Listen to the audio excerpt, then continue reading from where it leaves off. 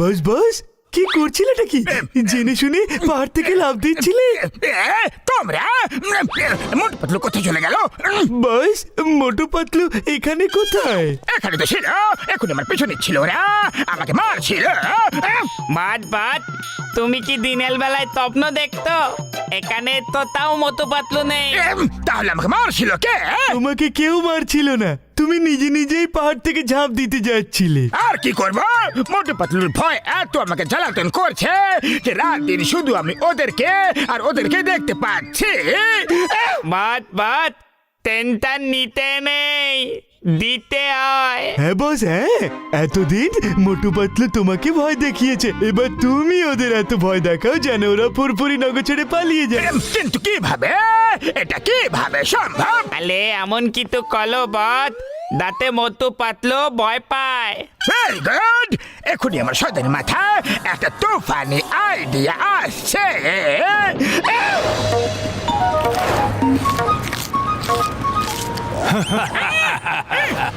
আজ রাত মোটু পাতলুর সাক্ষাৎ ভূতের সাথে হবে। এটা কি চাওয়ালা ভাই, এসব কি? আরে ভাই, আমার মনে হয় এটা আগে কোনো ভূতেদের দূত ছিল, তোমাকে মেসেজ দিয়ে চলে গেল। আরে ভয় দেখাচ্ছ কেন চাওয়ালা দাদা? এটা নিশ্চয়ই কারণ মজা হবে। যা কিছু হোক না কেন পাতলু, রাত হওয়ার আগে নিজের বাড়ি ফিরে চলো। আমারও নিয়ে চলো।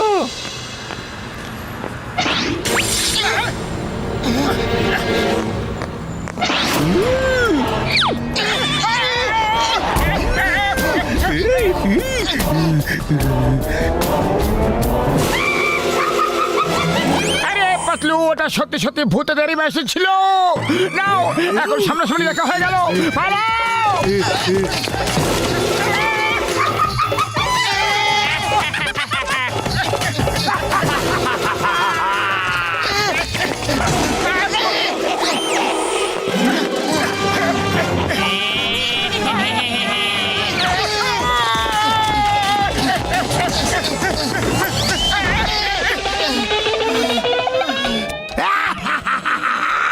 জন হয়ে যাবে ডন, জন হয়ে যাবে ডন।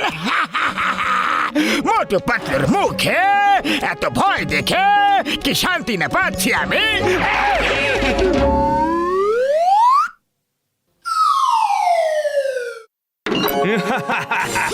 আজ মোটু পাতলু একটা পার্সেল পাবে।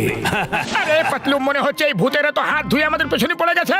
আবার মেসেজ, এই দেখো ভূত বললো, এই নাও। ভূতেরা বললো আর পার্সেল চলে এলো। আমার তো এখনো মনে হচ্ছে যে এটা কারো দুষ্টুমি। চলো পার্সেল খুলে দেখি। আরে বাহ, ঘড়ি আছে কিন্তু টাইমিং ভুল আছে।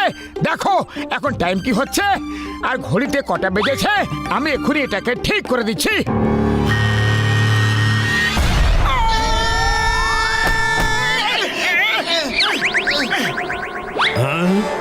তোমরা কারা?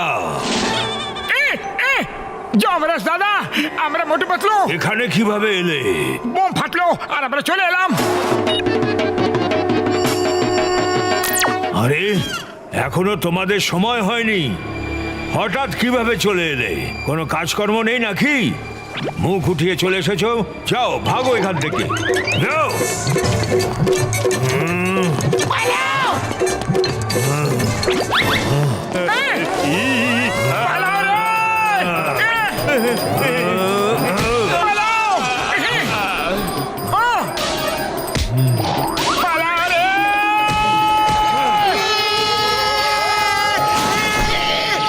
মোটু পাতলু, আমার ভাই, আমার বন্ধুরা, এইসব কি? আমার বাড়িতে দরজা জানালা সবকিছু আছে, সেখান থেকে তো আসতে পারতো তোমরা। ছাদ ভেঙে আসার কি দরকার ছিল আমার ভাই রে?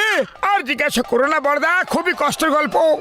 আপাতত তুমি আমাদের দেখেই খুশি হয়ে যাও, কারণ আমরা সোজা যমরাজের কাছ থেকে ফিরে আসছি। কুড়ি বাবা, আমি আমার 20 বছরের অভিজ্ঞতায় কাউকেও যমরাজের কাছ থেকে ফিরে আসতে দেখিনি। আরে তো এখন দেখে না। আরে মোটু, আমার ভাই, আমার বন্ধু, এসব কিভাবে হলো, কেন হলো, কখন হলো, কার জন্য হলো? হ্যাঁ বড়দা, কাল একটা ভূতের মেসেজ এলো। হ্যাঁ, আমার মনে হচ্ছে যে এ কোনো ভূত টুত নয় গো, এটা কারোর দুষ্টুমি। হ্যাঁ, কেউ প্রজেক্টরে লিখে হাওয়াতে ইমেজ ডিসপ্লে করছে, আর সেই তোমাকেও পার্সেল পাঠাচ্ছে আমার বন্ধু। হ্যাঁ, মনে পড়েছে ডক্টর ঝটকা, এমনি একটা প্রজেক্টর তোমার কাছেও তো আছে। আরে ভাই, আমার প্রজেক্টর চুরি হয়ে গেছে, তাহলে নিশ্চয়ই এই কাজ জনেরই হবে। এখনই গিয়ে জনের মাথা ঠিক করে দিচ্ছি। আরে দাঁড়াও দাঁড়াও দাঁড়াও ভাই, দাঁড়াও। জনকে ওর ভাষাতেই বোঝাতে হবে। হ্যাঁ, পর্দা, ওর আর আলাদা কি ভাষা আছে? ও তো আমাদের মতোই বাংলায় কথা বলে। হ্যাঁ, আগে ডক্টর ঝটকা বলতে চাইছে যে যেভাবে ও আমাদের ভয় দেখেছে সেভাবেই আমরাও ওকে ভয় দেখাবো। কিন্তু কিভাবে? ওই প্রজেক্টরের রিমোট এখনো আমার হাতে আছে। ও যা যা লিখবে আমরা তা বদলে দেব। হ্যাঁ, আরে সব বুঝে গেছি পর্দা।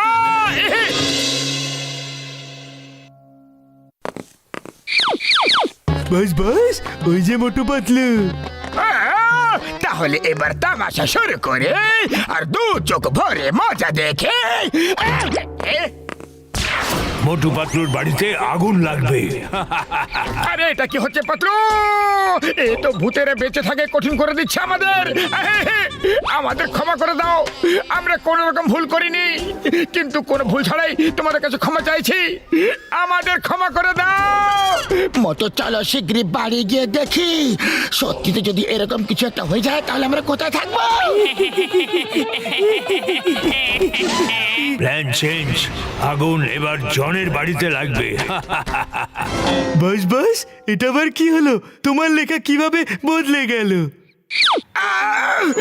আমি তো কিছু বুঝতে পারছি না, এসব কি হচ্ছে নাকি? বাত বাত, মনে হয় আমলা ভূতেদের নাম করলে মোটু পাতলুদের ভয় দেখিয়েছি, তাই সত্যিকালের ভূত আমাদের পেতনে পড়ে গেছে। কিভাবে হতে পারে? এটা কিভাবে হতে পারে? চলো গিয়ে দেখা যাক।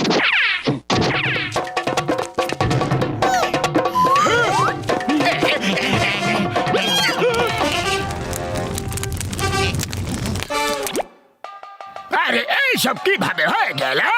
বাত বাত, সত্যি ভূত আমাদের পিছনে পড়ে আছে। পাতলু মোটুকে মারবে, খুব মারবে, জবরদস্ত মারবে। আরে বাহ, পাতলু মোটুকে মারবে, মজা হবে, খুব মজা আসবে। প্ল্যান চেঞ্জ, গুনস জনকে পেটাবে, না হলে না হলে কিছু না, আমরা মারবো।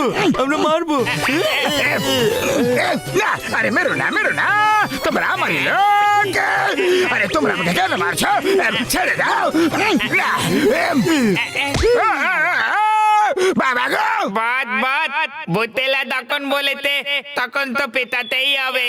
হ্যাঁ, একদম।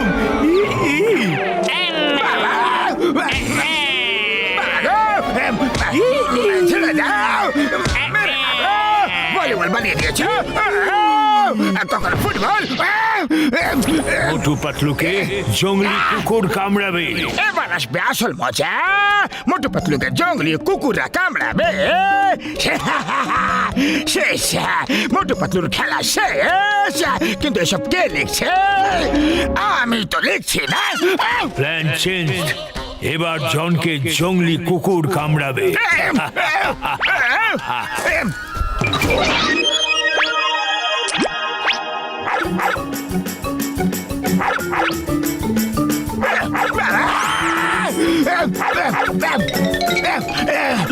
এটা চিটিং, আমি জানি। এইসব মোটু পাতলু তোমরাই করছো, জেনে শুনে করাচ্ছ, আমাকে বোকা বানাচ্ছ। সরি মোটু পাতলু, সরি, আমাকে ক্ষমা করে দাও, ভুল হয়ে গেছে, আমাকে ক্ষমা করে দাও প্লিজ। বাঁচাও চিংগাম স্যার, বাঁচাও, আমি ভুল করে ফেলেছি, আমাকে বাঁচাও প্লিজ। মা, চোরের মায়ের বড় গলা। ইম্পসিবল মানে ইম্পসিবল।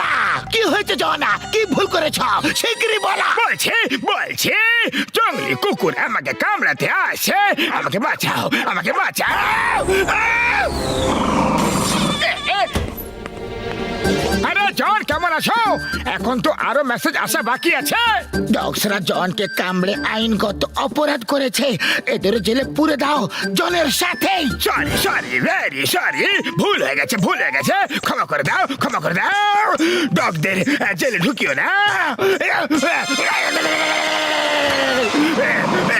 বাঁচাও চিংগাম স্যার।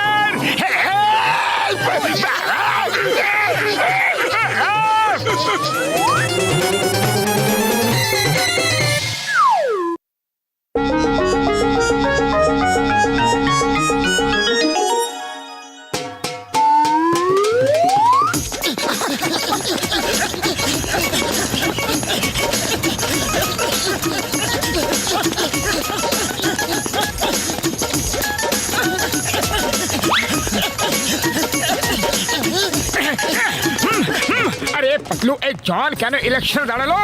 ওকে ভোট কে দেবে? সবাই জানে যে ও 1 নম্বরের চোর। জনের সাহসের প্রশংসা করতে হবে। ও জানে যে ও একটাও ভোট পাবে না, তাও ইলেকশনে দাঁড়িয়ে গেছে। ভোট আমাকে সবাই দেবে, ভোট বাতলো। তুমি যদি চাও যে আমি চুরি লুটপাট সব কাজ ছেড়ে দিই, যদি তুমি চাও যে ফুরফুরি নগরে শান্তি থাকুক, লোকেদের চুরি ডাকাতির কোনো ভয় না থাকে, তাহলে তোমরা আমাকে ভোট দেবে। মেয়র হয়ে আমি এই সব খারাপ কাজ ছেড়ে দেব। একদম না। তুমি যদি মেয়র হয়েও যাও না, তাহলে গোটা শহরকে লুটি করে নেবে। মোটু ওর পোস্টার ছিঁড়ে দাও। চলো, ওকে ইলেকশনে আমরা দাঁড়াতে দেবো না। সিংগাম স্যার শিগগিরই আসুন, আমি ফুরফুরি নগরের হবু মেয়র জন বলছি। মোটু পাতলু আমার ইলেকশনের পোস্টার সব ছিঁড়ে দিচ্ছে। আমি এক্ষুনি আসছি।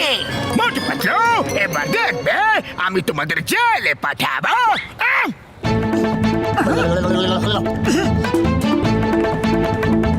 হ্যাঁ, ওখানে চলো।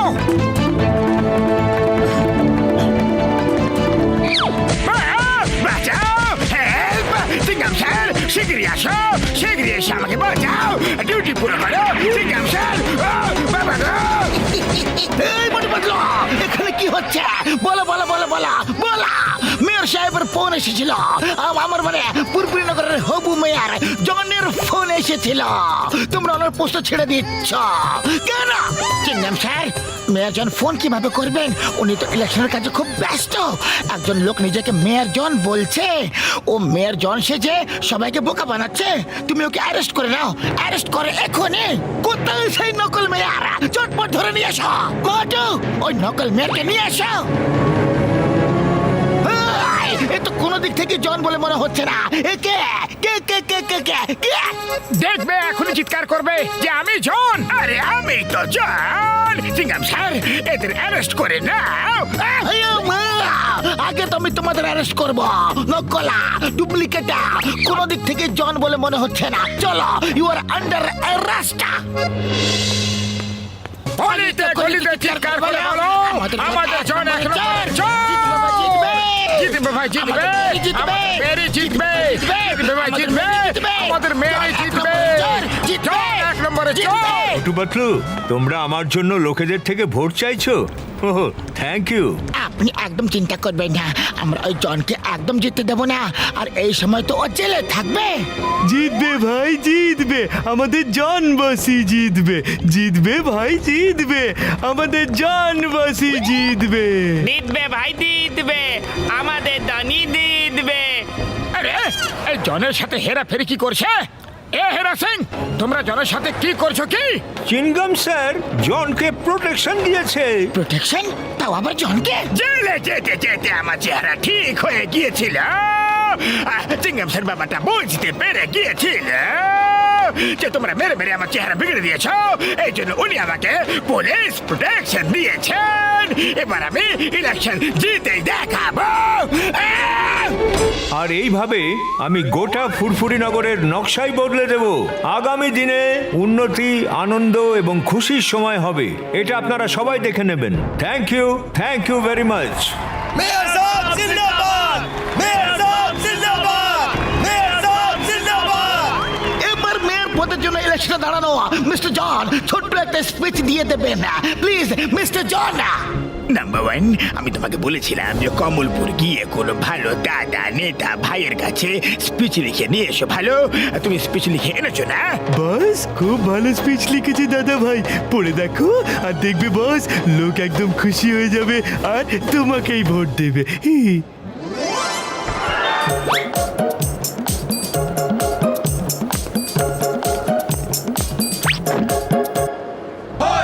ভাইয়েরা, বন্ধুরা, আমরা অন্যান্য দেশ থেকে অনেক অনেক বছর পিছনে পড়ে আছি, কারণ আমাদের মেয়র সাহেব আমাদের সামনের দিকে এগিয়ে নিয়ে যেতে দিতে চায় না। আমি ফুরফুরি নগরে হাওয়াতে ট্যাক্সি চালানো করাবো, যাতে আমাদের বাচ্চারা ভয় আর চিন্তাবিহীন রাস্তা ক্রিকেট খেলতে পারে। ভাবো, হাওয়াতে ট্যাক্সি। এবার জুতো খাবে জন, মাথা নামিয়ে নাও, মাথা নামিয়ে নাও।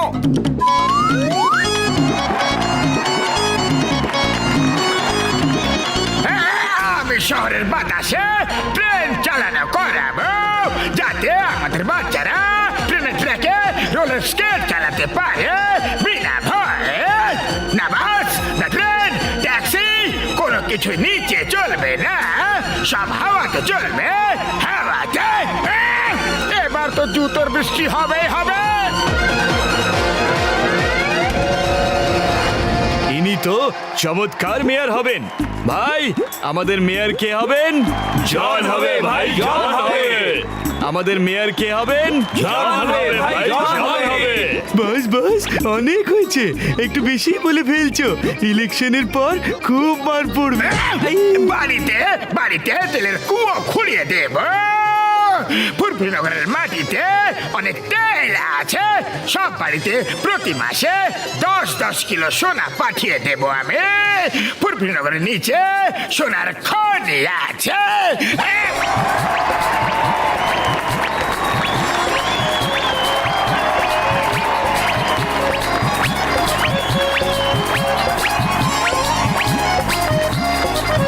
এ তো ফুরফুরি নগরের নকশাই পাল্টে দেবে। আমাদের মেয়র কেমন হবে? জন হবে ভাই, জন হবে।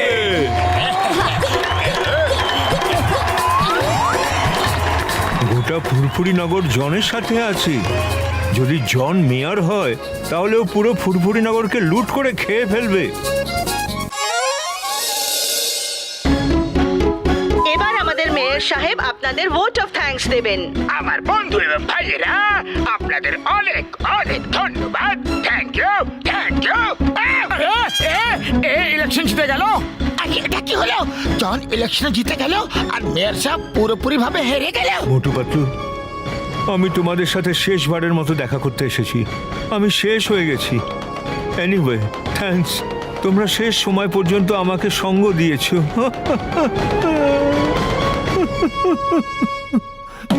আমরা আপনাকে মেয়র চেয়ারে বসিয়েই ছাড়বো, শুধু একদিনের সময় দিন প্লিজ স্যার। হ্যাঁ, শুধু একদিনের সময়, কিন্তু পাতলু খালি পেটে আমার মাথা যে একেবারে কাজ করে না। আমরা একদিনে করবোটা কি? আইডিয়া সব হয়ে যাবে।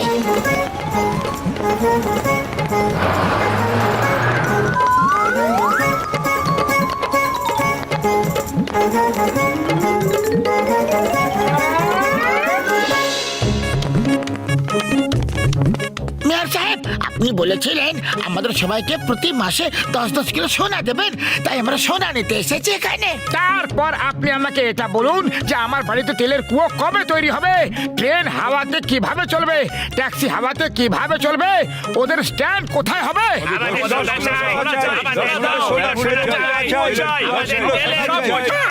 শান্তি শান্তি, আমি সোনা দিতে পারবো না। এখন ফুরফুরি নগরের নিচে সোনা খুঁড়ে বের করতে হবে। সোনা বের করা হয়ে গেলে তারপর দিয়ে দেবো। তাতে তো 10-20 বছর লেগে যাবে। হ্যাঁ সে তো লাগবেই। আর হাওয়াতে ট্রেন চালাতে কমপক্ষে 50 বছর তো লাগবেই। হ্যাঁ হয়তো এর থেকে বেশি সময় লাগতে পারে। বন্ধুরা, জন আমাদের বোকা বানাচ্ছিল। ও মিথ্যে স্পিচ বলেছে যাতে সবাই তোমরা ওকে ভোট দাও, আর এখন ও ওর সব প্রতিশ্রুতি থেকে সরে আসছে। ও চোর ছিল, বদমাস ছিল, আর আজও তাই আছে। ও ভোটের জন্য বোকা বানিয়েছে। আমি 3 পর্যন্ত গুনবো, যদি 10-20 কিলো সোনা না দাও তাহলে দেখে নেবে। 1, 2 বন্ধুরা, ওই স্পিচ কমলপুরে দাদা ভাই লিখে দিয়েছিল, আমি তো শুধু পড়েছিলাম। তুমি পড়লে কেন? লোকেরা হাততালি দিচ্ছিল আর আমি খুব বেশি উত্তেজিত হয়ে পড়েছিলাম। এবার ভার খেলে যে হুঁশ আনো। 3 এই, মারো মারো মারো, পালাচ্ছে ও, জল পালাচ্ছে, মারো বাঁচাও, বল, মারো বাঁচাও। একদম বাজে লোক। মারো মারো ওকে। মারো মারো। মেরো না, মেরো না। আরে আমি দাদা ভাইয়ের লেখা স্পিচ পড়েছিলাম। মেরো না আমাকে। সরি সরি, এইসব দাদা ভাইয়ের ভুল। Sorry.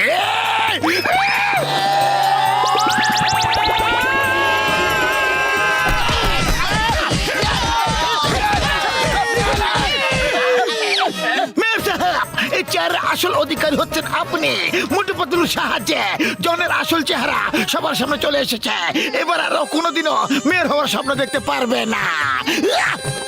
Thank you Motu Patlu, thank you so very much. আমাকে ফুরফুরি নগরের মেয়র করার আসল হিরো তো তোমরা দুজন।